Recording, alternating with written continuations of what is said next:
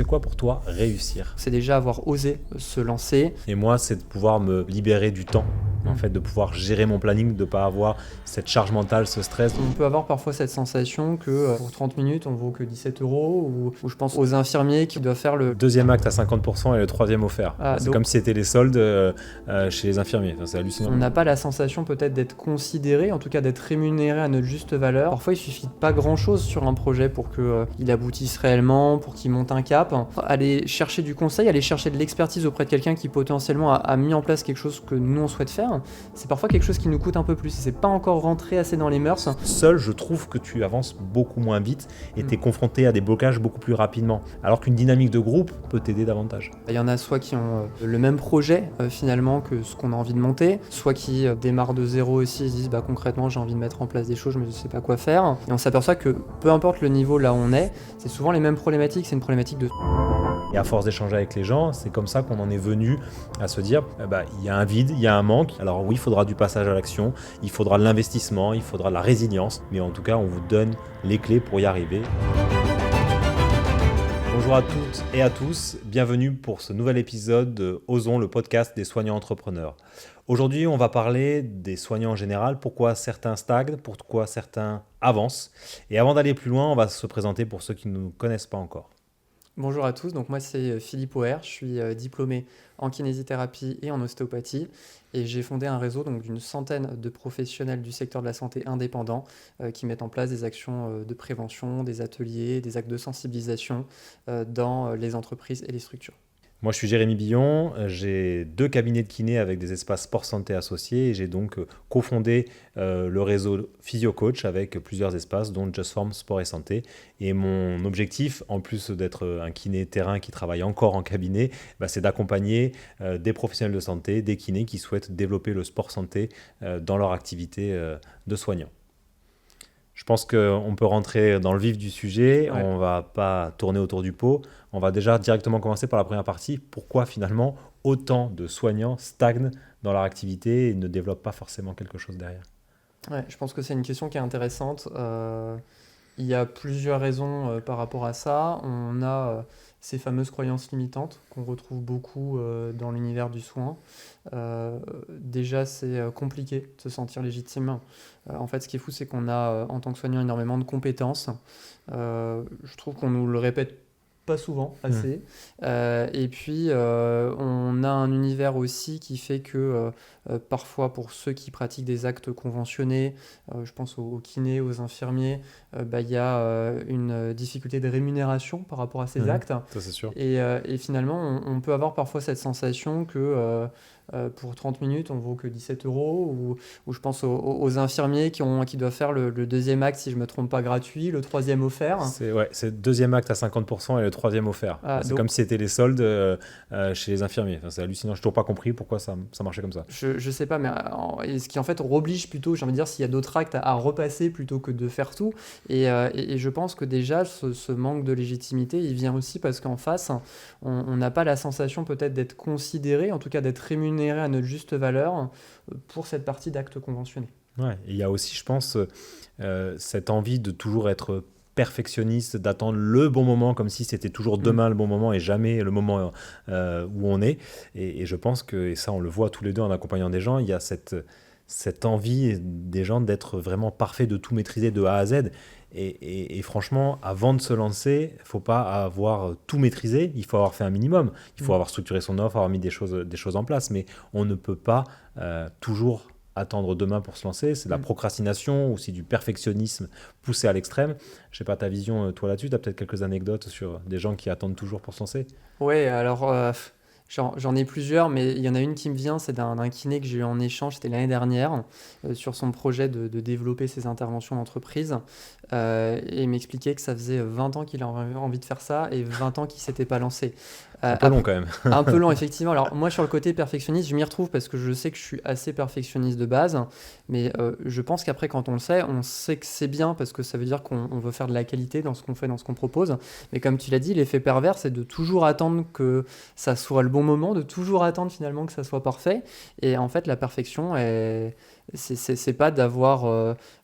pour reprendre ce que m'avait dit une kiné que j'avais en échange, elle, avant d'intervenir en entreprise, elle attendait d'avoir fait son support de présentation et sa projection, c'était 1 an pour faire son support de présentation. Donc en début d'année, elle disait, moi, mon objectif sur l'année, en fin d'année, c'est d'avoir terminé mon support de présentation.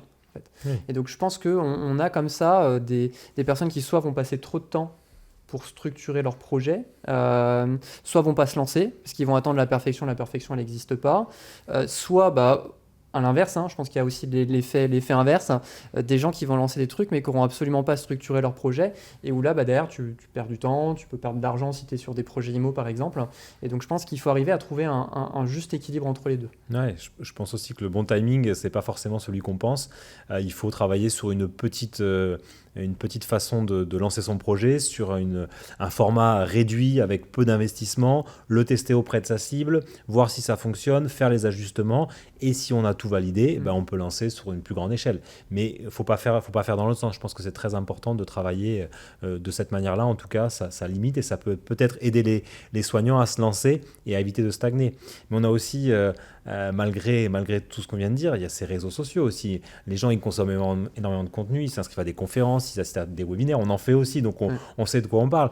Mais finalement, ils consomment, mais ils ne se lancent pas. Ça paraît hallucinant, et ça paraît de pas être réel de faire c'est ça. Soit je pense qu'il y a un peu une société de surconsommation où on est sollicité partout sur Facebook, sur Instagram, sur TikTok, et en fait on consomme, mais on est très passif dedans. Ouais. Et il y en avait qui parlaient justement de ces évolutions des réseaux sociaux, où avant on consommait des réseaux sociaux mais on était actif, on mettait plus de likes sur les posts, on répondait plus en commentaire, on les faisait vivre, et maintenant en fait on a une telle explosion de cette partie visibilité. On a newsletters aussi. Voilà, les newsletters, on a l'IA qui arrive, qui fait que maintenant on a l'impression d'être un expert en communication parce qu'on a utilisé ChatGPT. Donc tout le monde nous pond des posts avec ChatGPT où on le sait que ça se voit quand c'est un peu travaillé, etc. Qui fait que effectivement on a besoin d'aller chercher plus de liens, je pense. Ouais. Et je pense qu'il y a une chose, et c'est la deuxième partie, on y rentre comme ça progressivement, le rôle du collectif. En fait, on part de cet état et de ce fait que beaucoup de soignants stagnent, et finalement l'environnement, l'influence de l'environnement, alors qu'il peut être hyper positif, mais il y a aussi le côté négatif, la jalousie, les collègues qui sont contre le fait qu'on se mette en place, les proches qui nous pousseraient peut-être trop, ou au contraire seraient en train de nous retenir parce qu'ils ont vraiment cette crainte qu'on se plante, et donc qui nous donnent cette peur régulièrement, et qui finalement peut nous bloquer aussi. Je pense que l'environnement, dans le passage à l'action, il est très très important. Ouais, l'environnement il joue aussi, parce que je vois qu'il y en a qui parfois demandent un peu le conseil, l'avis au conjoint, à la conjointe sur un développement d'activité, ce qui en soit est bien d'en parler, parce qu'il y a parfois des projets qui impliquent les deux, mais ils vont parfois prendre une décision uniquement par rapport au retour, qui est parfois une retour par exemple d'une personne qui va être salariée dans une entreprise, qui n'aura jamais entrepris, donc qui ne va pas forcément savoir si c'est bien ou pas. Ou moi j'en vois, je trouve ça... Alors, je ne sais pas pourquoi ça explose plus ces derniers mois, mais des personnes qui vont demander conseil à leur comptable pour savoir s'ils peuvent investir dans une formation, se payer une formation ou pas, ou parfois qui vont demander est-ce que l'intitulé, la thématique de la formation, est-ce que c'est intéressant ? Donc ça veut dire qu'on a des gens qui sont perdus, qui savent pas quoi faire, mais comme tu l'as dit, on a cette explosion sur les réseaux, on a une consommation de conférences ou de webinaires avec des gens qui parfois s'inscrivent à 3-4 formations et parfois n'ont pas assez réfléchi en amont, qu'est-ce qu'ils ont envie de faire, qu'est-ce qui est important pour eux, etc. Je pense que la réflexion elle est hyper importante. Et comme on parle du collectif, est-ce que toi, tu peux nous parler, nous donner peut-être un déclic que tu as eu, quelque chose, une réflexion qui t'a fait que finalement d'avoir eu un retour de quelqu'un d'extérieur à ton activité ou d'extérieur à ce que tu souhaites faire, t'a poussé à développer ce que tu as développé ? Ouais, alors ça fait sens avec ce qu'on parlait tout à l'heure sur le côté très perfectionniste. C'est-à-dire que moi j'aime bien quand les choses sont bien carrées, quand je maîtrise bien le truc, etc. Et j'ai appris que, et un conseil qu'on m'a donné, c'est de vendre avant d'avoir créé. Alors ça peut paraître très commercial, etc. Alors l'objectif c'est pas de faire n'importe quoi, c'est pas de proposer quelque chose pour lequel on n'a pas de compétences, mais c'est intéressant dans la philosophie où en fait avant j'avais absolument besoin que tout soit nickel sur le papier et que limite tout soit préparé. on peut faire le parallèle avec les interventions d'entreprise où il fallait avoir préparé les supports de présentation avant de les proposer en entreprise, alors qu'en fait, à partir du moment où on a travaillé son squelette, on sait ce qu'on va apporter, si derrière en face les gens le prennent, et on le valide et là on passe sur du temps de conception. Alors c'est un exemple là-dessus, mais moi c'est vraiment quelque chose qui m'a aidé à venir travailler sur mon côté perfectionniste, de se dire que la perfection elle n'existe pas et en tout cas il faut passer à l'action, il faut y aller, c'est comme ça qu'on valide son idée, qu'on valide un projet. T'en parlais tout à l'heure, je pense que quelque chose qui est intéressant quand on veut valider une idée ou un projet, c'est de se dire comment est-ce que je peux tester mon idée le plus rapidement possible en y mettant finalement un minimum d'investissement au début, et après si je vois que ça mord bien, dans ce cas-là je go. Je sais pas ce que tu en penses sur cette partie de test, c'est un truc que tu as fait toi aussi sur la partie sport santé. J'ai testé moi dans un espace de 30 mètres carrés dans un précédent cabinet et j'ai d'abord testé sans créer de société distincte, j'ai vu que ça fonctionnait bien, ça a même explosé à l'échelle où on était et c'est comme ça que j'ai ensuite créé une société distincte, que j'ai fait un cabinet et un espace plutôt beaucoup plus grand.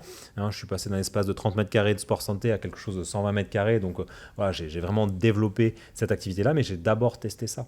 Et je pense que de pouvoir échanger, les retours d'expérience que tu donnes ou que je peux donner peuvent aussi aider. Parce que seul, finalement, j'ai cette sensation, et je l'ai vécu moi aussi, on est en train de tourner en rond, on a une idée, on ne la met pas forcément en place, on attend que ça soit parfait, on en parlait tout à l'heure, ou on est plutôt en train de se dire je le ferai plus tard, je vais attendre demain avant de le lancer, ou j'ai d'autres choses à faire de plus intéressantes, de plus pressées. Et puis finalement, seul, je trouve que tu avances beaucoup moins vite et tu es confronté à des blocages beaucoup plus rapidement. Alors qu'une dynamique de groupe, un collectif, il faut qu'il soit encore bienveillant et qu'il soit pensé pour ça, peut t'aider davantage. Ouais, je pense que c'est important en fait par rapport à l'objectif qu'on a envie d'atteindre, d'aller chercher d'autres personnes qui comme soi ont cette volonté de mettre en place des choses, mais également de pouvoir aller chercher une personne qui l'a déjà fait, qui l'a déjà mis en place, pour justement aller gagner ce temps et être dans un environnement favorable, plutôt que d'avoir les autres qui sont jaloux qu'on développe ça parce qu'ils aimeraient le faire, mais ils ne se sont pas bougés. Donc en fait c'est souvent ça, ou alors juste par méconnaissance, il y en a qui ne savent pas et qui pensent que développer telle prestation on ne peut pas le faire en tant que soignant parce qu'ils ont ce niveau de conscience par rapport à ce développement-là qui fait qu'ils vont avoir tendance à freiner. Et il y a beaucoup de professionnels qui parfois se sentent épanouis carrément, qui travaillent en activité libérale carrément en changeant de cabinet. Parce qu'à un moment donné, ils se retrouvent, j'ai une kiné comme ça en échange qui m'a dit dans le cabinet où j'étais, je pouvais rien développer de ce que j'avais envie. Et en fait, au bout d'un moment donné, j'en ai eu marre et j'ai eu envie de monter mon cabinet. Pas parce qu'elle n'était pas forcément bien là où elle était, mais juste parce qu'on ne lui permettait pas de vraiment développer ce qu'elle avait envie de faire. Je pense que cette réflexion, ces exemples que tu donnes, prouvent bien que le collectif peut avoir soit un effet positif, soit un effet négatif. Et à force d'échanger avec les gens, c'est comme ça qu'on en est venu à se dire il y a un vide, il y a un manque, il existe des réseaux d'affaires pour tous les professionnels, mais qui ne sont pas de santé ou ne sont pas adaptés aux professionnels de santé. On a cette envie de créer une dynamique, une communauté de soignants bienveillants, et c'est comme ça en fait qu'on est venu à créer Ozon, le club des soignants entrepreneurs, avec cette envie de faire des temps d'échange, de brainstorming, parce que on le dit, parler à plusieurs, se servir de la dynamique de l'autre, de l'énergie, quand il y a un coup de mou, pouvoir dire voilà, je suis bloqué là, est-ce que quelqu'un peut m'aider? Je pense que cette création d'Ozon, elle a vraiment vocation à aider les soignants à passer à l'action, parce que le passage à l'action, c'est souvent ce qui est le plus dur à mettre en place.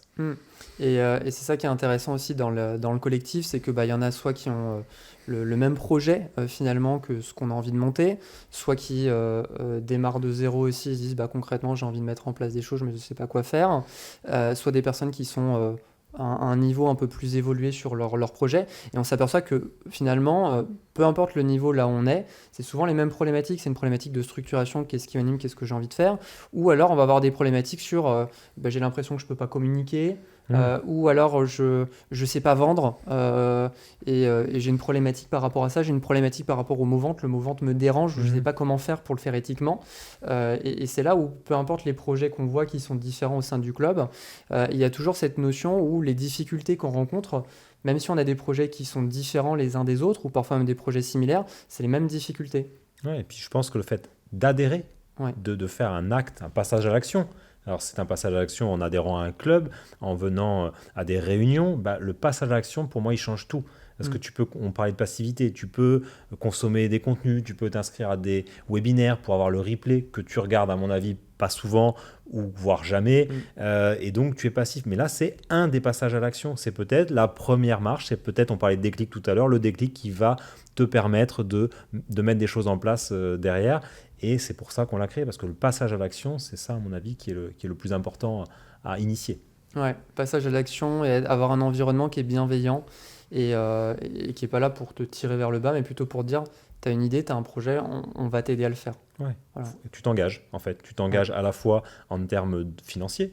ouais. Alors, on parle de l'adhésion, mais même quand tu fais un projet, quand tu mets un petit peu d'argent, encore une fois, il faut le faire de façon raisonnée, réfléchie, structurée en amont, mais tu t'engages aussi en termes de temps. Et ça c'est vraiment très important de se libérer du temps pour ces activités et ces projets. Et c'est souvent ce qui manque aux kinés ou aux soignants en règle générale. Ils veulent faire des choses, ils veulent mettre des choses en place, mais ils ne mettent pas les conditions nécessaires pour le faire. Et finalement, bah, c'est un peu ce qu'on aborde, c'est vraiment le passage à l'action qui permet en fait d'aller chercher plus de clarté, qui fait que à un moment donné, ou même si on est un peu perdu, même si on ne sait pas quoi faire, à partir du moment où on prend l'engagement de se dire bah voilà, je vais prendre un temps pour réfléchir à ce que je veux faire, ce qui m'épanouit, et que je commence à le structurer, on est déjà sur un passage à l'action et on amène de la clarté. Moi j'aime bien ce que quelqu'un m'avait dit une fois, il m'avait dit quand on emprunte un nouveau chemin, il y a toujours 5% qui est connu avant de démarrer, il y a 95% qu'on apprend en chemin. Et donc en fait, il faut sortir de cette période un peu de confort, mais dans une certaine mesure, parce qu'en fait, le cerveau, il aime bien le confort, il est bien à faire tout le temps la même chose, mais si dans 5 ou 10 ans, vous voyez déjà que la manière que vous avez travaillé avec l'évolution des charges, ça ne vous convient pas, voilà, faut pas attendre de se manger un mur, faut pas attendre d'être en burn-out. Il faut se dire bah, concrètement qu'est-ce que je fais, et c'est en passant à l'action qu'on vient se former, qu'on vient découvrir ce qu'il est possible et qu'on atteint, pour moi en tout cas à mon sens, une zone où on est vraiment épanoui. Oui, bien sûr, ce passage à l'action. Quand on a préparé cet épisode, on a parlé ensemble, on avait une question et on va se la soumettre ici. On parle aussi du mindset, de ce côté état d'esprit. Est-ce qu'il est inné, donc tu l'as depuis longtemps, ou est-ce que tu as une acquisition progressive qui se met en place? Moi, je pense qu'il y a une grosse part d'inné et que tu peux le développer par la suite, que rien n'est fini non plus. Hein. C'est pas parce que tu n'as pas ce tempérament, cet environnement, cette éducation que tu ne pourras rien faire derrière. Encore heureux, parce que sinon c'est que c'est fini et on peut rien faire. C'est dommage. Mais je pense qu'il y a quand même une part aussi d'inné qui est en place. Et moi, en tout cas, c'est ma position.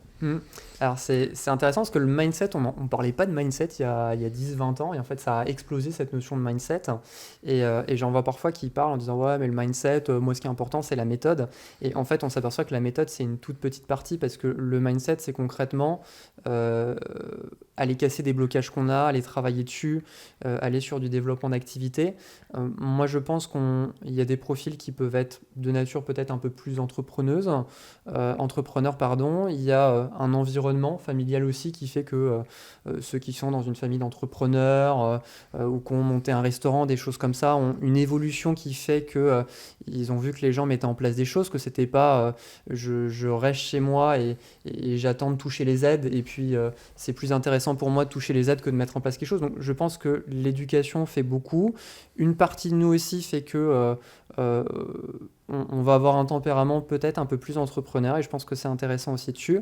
Et puis il y a aussi les parcours de chacun. Il y en a qui vont avoir des moments donnés dans leur vie où ils vont galérer, et en fait le fait d'avoir galéré, d'être dans la difficulté aussi au niveau financier, va peut-être être pour certains aussi un déclic de se dire bah maintenant plus jamais en fait.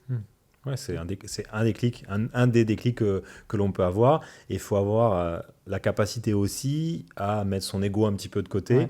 avoir une intelligence émotionnelle aussi, de pouvoir se dire, ok, il faut que j'y aille, il faut que je passe à l'action, il faut que j'entreprenne, et je ne peux pas le faire seul, je n'aurai pas les compétences, il faut que je me forme ou que je délègue. Et tout ça, il faut être capable de le faire, et il faut être conscient des efforts que l'on a à faire. Parce qu'on est dans une génération, et on se met dedans aussi, hein, où on a un côté feignant sur pas mal de choses. Comme on a tout pré-mâché avec tous les contenus qu'il peut y avoir sur les réseaux, on peut aller plutôt vers la facilité, alors que si on a cette conscience de l'effort que l'on doit mettre en place pour pouvoir développer quelque chose, et on va développer donc son mindset entrepreneurial, derrière on va pouvoir mettre des choses en place, à mon avis, beaucoup plus facilement. Ouais, je pense que c'est en fait les réseaux sociaux ont été bien d'une certaine manière, ça nous a permis d'accéder plus facilement à certains types d'informations, mais il y a l'effet pervers qui fait que on voit passer dans notre feed sur les réseaux sociaux comment gagner 10 000 € par mois en 20 minutes par jour à partir de son téléphone. Et donc en fait on a l'impression que sans s'en rendre compte, parce qu'en fait c'est le subconscient, le fait de le voir passer 10 fois dans son feed à un moment donné d'une certaine manière ça rentre, et donc après on perd en fait ce rapport à l'effort, ce travail, ce rapport à l'investissement. On veut aller chercher des garanties, mais moi j'aime bien dire souvent quand les gens parlent de garanties pour certaines choses, c'est un peu comme une salle de sport. En fait c'est pas parce que je m'inscris à la salle de sport que je vais avoir Des résultats. la garantie d'avoir des super biscottos pour l'été.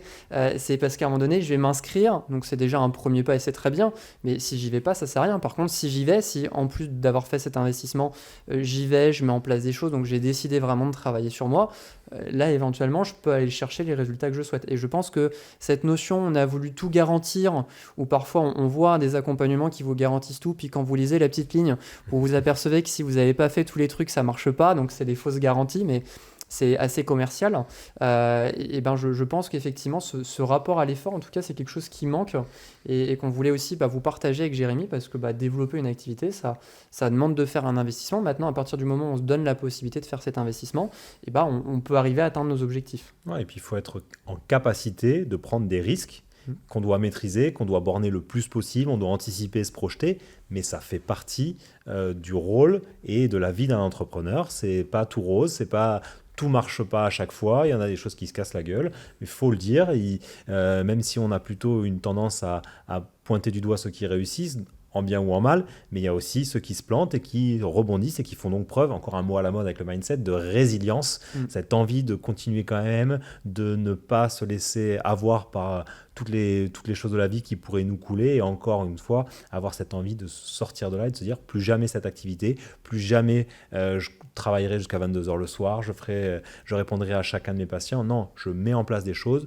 j'ai des non négociables et je m'y tiens. Et ça, je pense que dans ce côté des soignants qui avancent, il y a aussi cette résilience à mettre en avant. Ouais, je pense que la résilience, c'est vraiment cette capacité de se dire, voilà, même si à un moment donné, il y a un projet, quelque chose que je veux faire, et ben derrière, j'investis dedans, je lâche pas parce que ça marche pas à la première minute, mais vraiment, j'essaye de porter mon projet au bout. Et après, voilà, il faut savoir aussi quand s'arrêter sur certains projets, il faut savoir aussi investir. Parfois, un projet, il marche pas parce que il y a quelque chose que j'ai mis en place qui va pas, et c'est pour ça, on en parlait de l'importance du collectif, de discuter avec des gens qui potentiellement ont entrepris des choses similaires, en tout cas peuvent donner un point de vue extérieur. Parfois, il suffit de pas grand-chose sur un projet pour que il aboutisse réellement, pour qu'il monte un cap. Mais c'est parfois juste une discussion, c'est parfois juste une phrase. Et c'est pour ça qu'il y a parfois des entrepreneurs qui prennent des consultations. On voit beaucoup avec les Américains, hein, qui vont faire qui vont aller être en contact avec un CEO d'une très grosse boîte. Ils vont prendre 1 heure de rendez-vous à 20 000 $ l'heure, juste parce que finalement, pendant cette heure-là, ils vont avoir un conseil qui va faire un déclic sur leur activité, qui va leur permettre de monter un cran. Mais nous, c'est vrai qu'on est assez fiers. Alors, on va demander du conseil parfois pour des avocats, donc ça ne nous dérange pas de se dire que les avocats facturent 300 € de l'heure. 300 et quelques euros de l'heure. Mais par contre, aller chercher du conseil, aller chercher de l'expertise auprès de quelqu'un qui potentiellement a mis en place quelque chose que nous, on souhaite faire, c'est parfois quelque chose qui nous coûte un peu plus. Et c'est pas encore rentré assez dans les mœurs, cette notion d'investissement, mais surtout de gagner du temps. Ouais, ça te gagne de temps. Et en fait, on se rend compte qu'il n'y a pas un seul chemin pour arriver à la réussite. Encore une fois, il faut dire qu'est-ce que la réussite pour un tel, parce que ce ne sera pas la même pour toi que pour moi, par exemple. Mais on voit bien sur les gens qui ont réussi, peu importe le métier, que ça soit soignant ou non, il y a quand même des compétences qui ressortent. On parle de mindset, de résilience, de capacité à se remettre en question. Tout ça, c'est très, très important. Et donc, si je te pose la question à toi, c'est quoi pour toi réussir ? Alors, en fait, c'est intéressant parce que je pense qu'il y a plein de définitions possibles. Je pense que on peut englober la vie familiale dedans, on peut les séparer, etc. En tout cas, pour moi, déjà réussir d'un point de vue professionnel, c'est déjà c'est donner la possibilité de réussir sur son projet, sur une idée, sur ce qu'on a envie de faire.